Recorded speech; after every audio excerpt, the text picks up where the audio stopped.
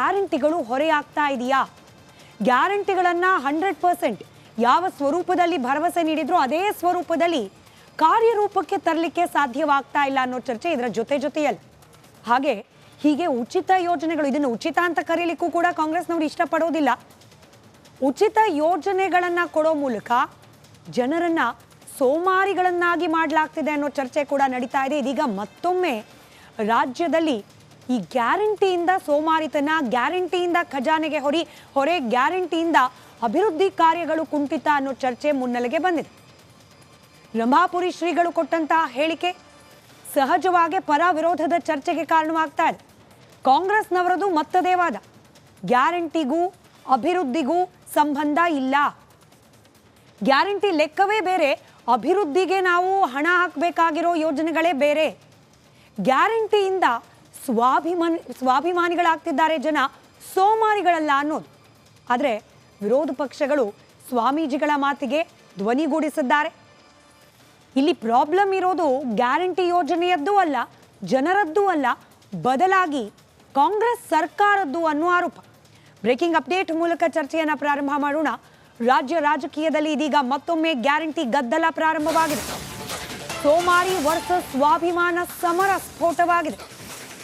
Guarantee ಯೋಜನೆಯಿಂದ ಜನರು ಸೋಮಾರಿಗಳಾದ್ರ ಕಾಂಗ್ರೆಸ್ ನಾಯಕರನ್ನ ಕೆರಳಿಸಿದೆ ರಂಭಾಪುರಿ ಶ್ರೀಗಳ ಹೇಳಿಕೆ.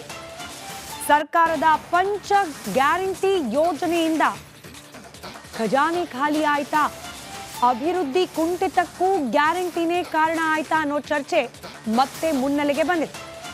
ಮೊದಲಿಗೆ ರಂಭಾಪುರಿ ಶ್ರೀಗಳು ಹೇಳಿದ್ದೇನು ಕೇಳಿಸ್ಕೊಳ್ಳಿ.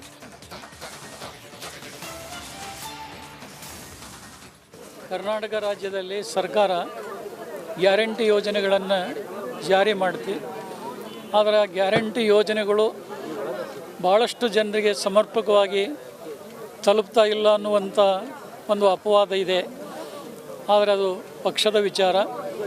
ಆದರೆ ರಾಜ್ಯದಲ್ಲಿ ಅಭಿವೃದ್ಧಿ ಕಾರ್ಯಗಳು ಅನ್ನುವಂಥದ್ದು ಸಂಪೂರ್ಣವಾಗಿ ನಿಂತು ಹೋಗಿದೆ ಅನ್ನುವಂಥ ಹೊರಗು ಕಾಂಗ್ರೆಸ್ ಪಕ್ಷದ ಕೆಲವು ಶಾಸಕರು ಕೂಡ ಮಾತಾಡ್ತಾ ಇದ್ದಾರೆ. ಅದಕ್ಕೆ ವಿರೋಧ ಪಕ್ಷದವರು ಮಾತನಾಡಿದರೆ ಆ ಮಾತು ಬೇರೆ, ಆದರೆ ಅವರ ಪಕ್ಷದವರೇ ಅಭಿವೃದ್ಧಿ ಕಾರ್ಯಗಳಿಗೆ ಹಣ ಬಿಡುಗಡೆ ಆಗ್ತಾ ಇಲ್ಲ ಅನ್ನುವಂಥ ಕೊರಗಿದೆ.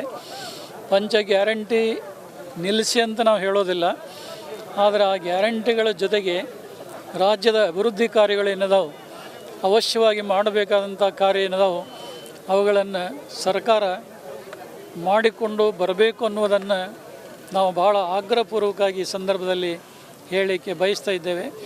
ಕರ್ನಾಟಕ ರಾಜ್ಯದಲ್ಲಿ ಸ್ವಾಮೀಜಿಗಳ ಮಾತು ಬಹಳ ಸ್ಪಷ್ಟವಾಗಿದೆ. ಗ್ಯಾರಂಟಿ ಯೋಜನೆಗಳ ವಿರುದ್ಧ ಅಲ್ಲ, ನಾವು ಗ್ಯಾರಂಟಿ ಯೋಜನೆಗಳನ್ನು ನಿಲ್ಲಿಸಿ ಅಂತ ಕೂಡ ಹೇಳ್ತಾ ಇಲ್ಲ. ಆದರೆ ಜನರಿಗೆ ಬೇಕಾದ ಕೆಲಸ ಕಾರ್ಯಗಳು ಆಗಬೇಕಲ್ಲ, ಸಮಾಜ ಅಭಿವೃದ್ಧಿ ಆಗೋ ರೀತಿಯಲ್ಲಿ ಕೆಲಸ ಕಾರ್ಯಗಳು ಆಗಬೇಕಲ್ಲ.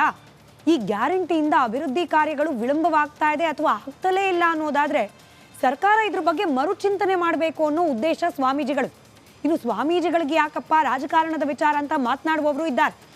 ಅರೆ, ಒಂದು ಮಠದ ಅಥವಾ ಒಂದು ಸಮುದಾಯದ ಗುರುಗಳು, ಪೀಠಾಧಿಪತಿಗಳು ಅಥವಾ ಸ್ವಾಮೀಜಿಗಳು ಅಂದರೆ ಅವರನ್ನು ಅನುಸರಿಸುವ ಆ ಸಮುದಾಯದ ಹಿತ ಕಾಪಾಡೋದೇ ಅಲ್ವಾ ಅವರ ಮೊದಲ ಜವಾಬ್ದಾರಿ.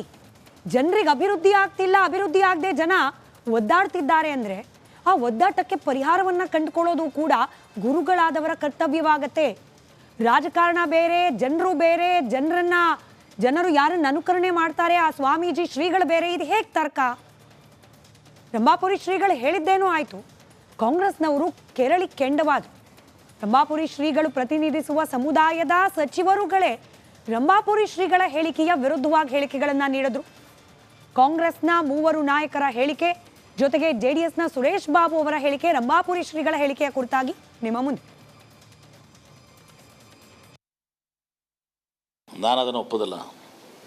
ರಂಭಾಪುರಿ ಸ್ವಾಮಿಗಳು ನಮ್ಮವರು, ಆದರೆ ನಾನು ಒಪ್ಪೋದಿಲ್ಲ ಅದನ್ನು. ಬಡತನ ಎಲ್ಲ ಕಡೆ ಇದೆ. ಭಾಳಷ್ಟು ಹಳ್ಳಿಯಲ್ಲಿ ನಾವು ನೋಡ್ತೀವಲ್ಲ, ಪಾಪ ಊಟಕ್ಕೂ ಗತಿ ಇರಲಾರ್ದಂಥ ಜನ ಇದ್ದಾರೆ, ಬಡವರಿದ್ದಾರೆ.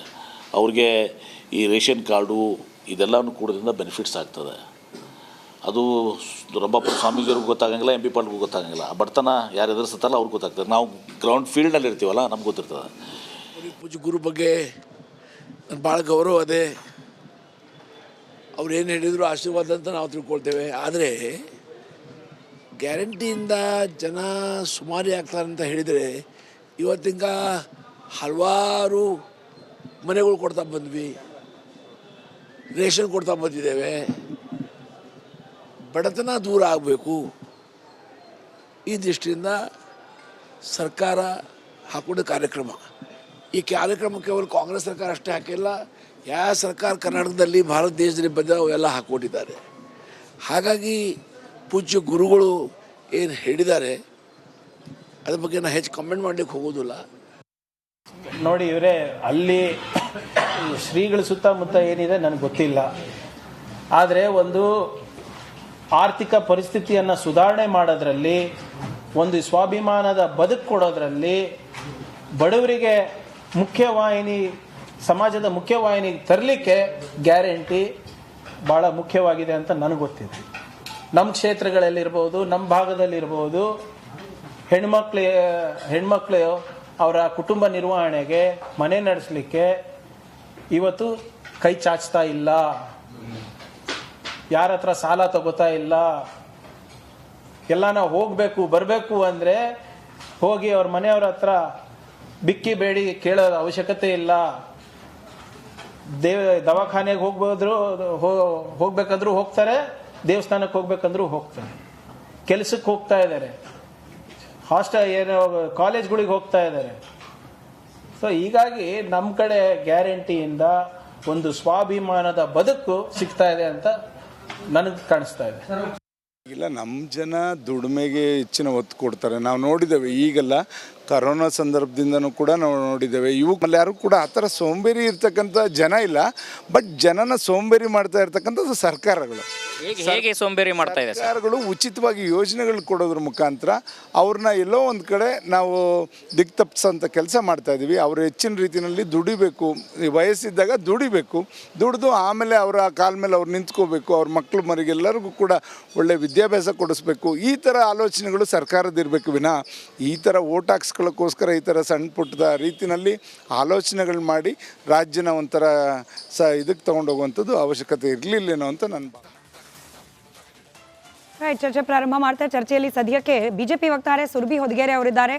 ಗ್ಯಾರಂಟಿ ಯೋಜನೆ ಪರವಾಗಿ ಮಾತನಾಡಲಿಕ್ಕೆ ಸೀಮಾ ಕೌಸರ್ ಅವರು ಇನ್ನೇನು ಕೆಲವೇ ಕ್ಷಣಗಳಲ್ಲಿ ಜಾಯ್ನ್ ಆಗೋ ನಿರೀಕ್ಷೆ ಇದೆ. ಹಾಗೆ ಜೆಡಿಎಸ್ನ ವಕ್ತಾರರು ನಾಗೇಂದ್ರ ಪ್ರಸಾದ್ ಅವರು ಕೂಡ ಕೆಲವೇ ಕ್ಷಣಗಳಲ್ಲಿ ಜಾಯ್ನ್ ಆಗೋ ನಿರೀಕ್ಷೆ ಇದೆ. ಸುರಭಿ ಅವರೇ, ಗ್ಯಾರಂಟಿ ಯೋಜನೆಗಳ ಪರವ ಅಥವಾ ವಿರೋಧವ ಬಿಜೆಪಿ ಅನ್ನೋದ್ರ ಬಗ್ಗೆ ನಾವು ಇದೇ ಪ್ಯಾನೆಲ್ನಲ್ಲಿ ಸಾಕಷ್ಟು ಚರ್ಚೆ ಮಾಡಿಬಿಟ್ಟಿದ್ವಿ. ಬಿಜೆಪಿ ಕೂಡ ಕ್ಲಿಯರ್ ಆಗಿ ಹೇಳಿದೆ, ನಾವು ಗ್ಯಾರಂಟಿ ವಿರೋಧಿಗಳಲ್ಲ. ಆದರೆ ಕಾಂಗ್ರೆಸ್ ಗ್ಯಾರಂಟಿ